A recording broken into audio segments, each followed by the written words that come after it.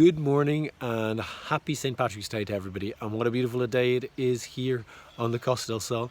How lucky are we that if we're going to be in quarantine somewhere, that we're quarantined here.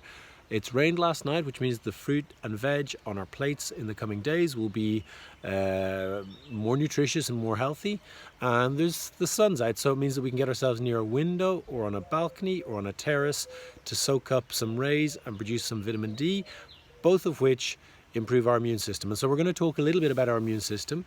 Yesterday we made mention of the immune system, and we have forwarded to you this morning videos that go into a little bit more the effects of chiropractic care on your immune system. Today we're going to talk about three other things. The first one is how we move. So many people have asked, can we do some exercises to look after our spinal state while we're not getting adjusted? And so we're going to send through some really simple exercises to keep you moving. And then, of course, in doing so, that'll also improve your immune system function. How you think is another very big part of your immune and nervous system function. And so today, my challenge for everybody is to turn off the news. But there's so much news and it's so interesting, and I need to stay up to date. Yes, you do, and so do I, and so does everybody else to some degree. But maybe we can just do that by turning on the news once a day, rather than checking it every 5-10 minutes. Most of us are living in some degree of fear around COVID-19 right now. And if you put down your phone or digital device and take a deep breath, you'll realize that all of us are carrying a higher level of tension than we otherwise would do. That places our immune system under more stress. So my invitation to everybody is to put down the news, watch something else, get some more positivity into our mindset today.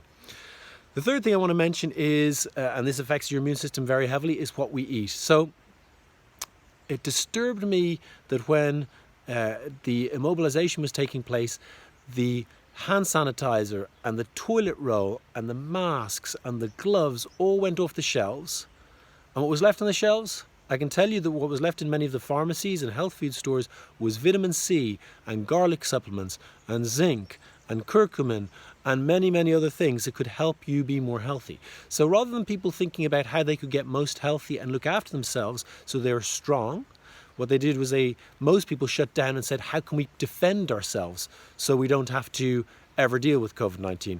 Now, hopefully none of us do ever have to deal with COVID-19, but in the meantime, I would strongly recommend that you have a look today, consciously, on what you're doing in your nutrition, what could be improved to improve your nutrition. So the most obvious things are vitamin C and garlic, as I just mentioned.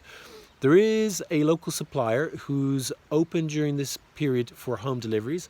I would encourage all of us to support our local suppliers rather than dashing for Amazon.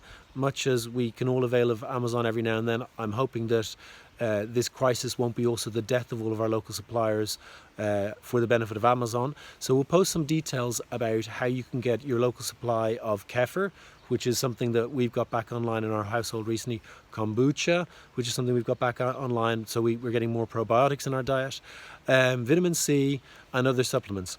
So we're going to be sending through some links for people who you can contact to get your supplements. As I mentioned, try to get a little bit into the sun. As I mentioned, please turn off the TV or the news, and otherwise please all stay healthy and most importantly, stay positive.